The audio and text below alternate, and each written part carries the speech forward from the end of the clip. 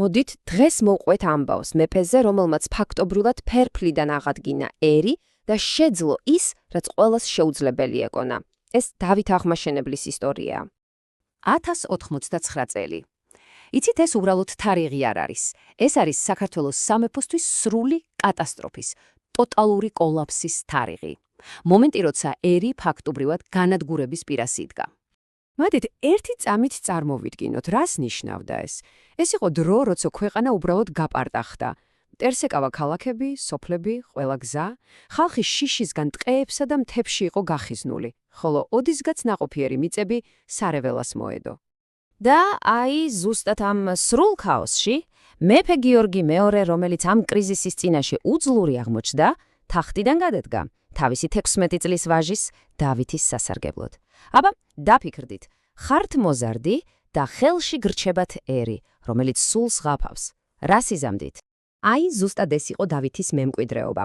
სამეფო, რომელიც მხოლოდ სახელით არსებობდა. არც ჯარი, არც ფული ხაზინაში და დიდებულებიც კი, ვინც წესით მეფის დასაკრდენი უნდა ყოფილიყვნენ, ცენტრალურ ხელისუფლებას საერთოდ აღარ ემორჩილებოდნენ. მაგრამ ახალგაზრდა მეფემ რაღაც ძალიან მნიშვნელოვანი იცოდა. მიხვდა, რომ გარე მტრებს ვერ შეებრძოლებოდა, სანამ საკუთარი სახლს არ დაალაგებდა. ხომ გესმით, ჯერ შიგნით უნდა დაემყარებინა წესრიგი, უნდა გამხდარიყო, ასე ვთქვათ, ერის ნამდვილი არქიტექტორი. და მას ჰქონდა გეგმა, ძალიან მკაფიო, სამსაფეხურიანი გეგმა. პირველი, უნდა მოეთვინიერებინა ეკლესია, ის ინსტიტუტი, რომელსაც ვერავინ ეხებოდა. მეორე, უნდა შეექმნა სრულიად ახალი, ბრძოლის უნარიანი ჯარი. და მესამე, აეწყო სადაზვერვო ქსელი, რომ ყველაფერი სცოდნოდა.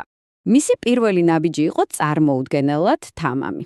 პირდაპირ ვთქვათ, რევოლუციური.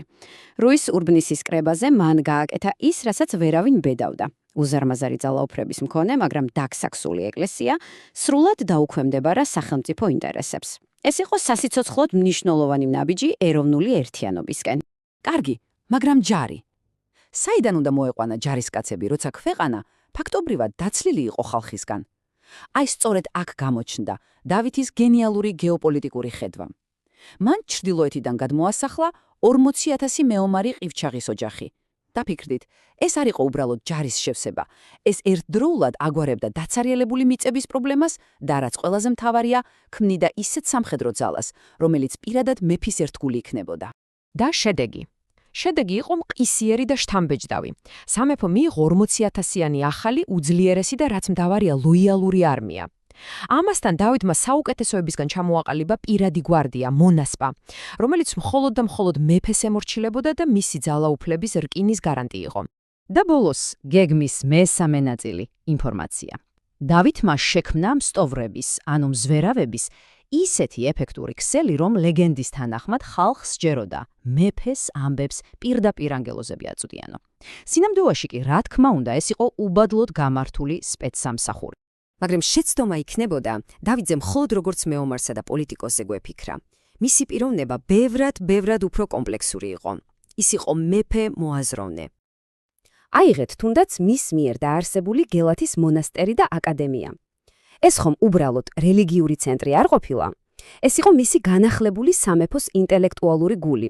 ადგილი, სადაც ეპოქის უდიდესი გონება იყრიდა თავს. ეს პატარა ანეკდოტი კი ბრტყინვალედ ასახავს მის ხედვას. დავითს ძალიან კარგად ესმოდა, რომ ერის გადარჩენა მხოლოდ სამხედრო გამარჯვებებზე არ იყო დამოკიდებული.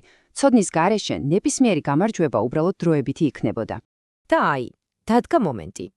მომენტი, როცა დავითის მიერ გატარებულ ყველა რეფორმას, მის მიერ შექმნილ ჯარს და მის სტრატეგიულ გონებას, ისტორიაში ყველაზე დიდი და მძიმე გამოცდა ელოდა. 1121 წლის 12 აგვისტო. დიდგორის ველი.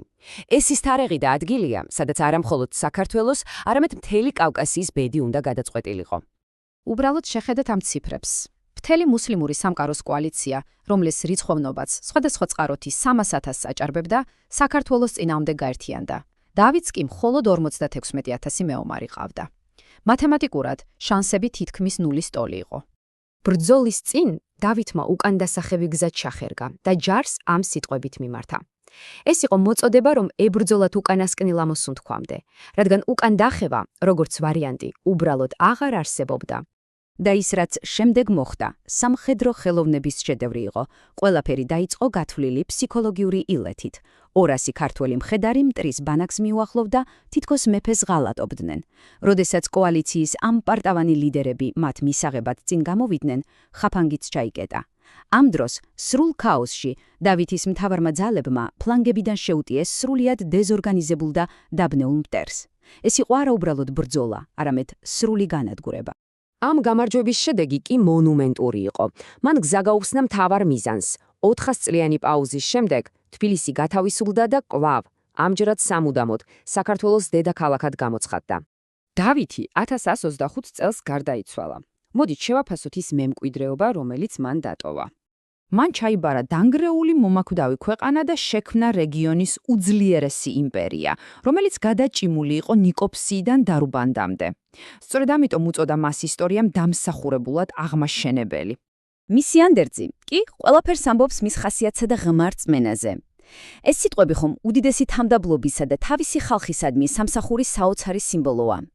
მაგრამ დავითმა არა მხოლოდ იმპერია შექმნა, მან საფუძველი ჩაუყარა საქართველოს ოქროს ხანას, რომელიც მხოლოდ იწყებოდა და მის მიერ აგებულ სცენაზე კი სულ მალე გამოჩნდა ქალი, რომელსაც ერი მეფეს უწოდებდა, თუმცა თამარის ეპოქას უკვე ჩვენს შემდეგ გარჩევაში შევეხებით.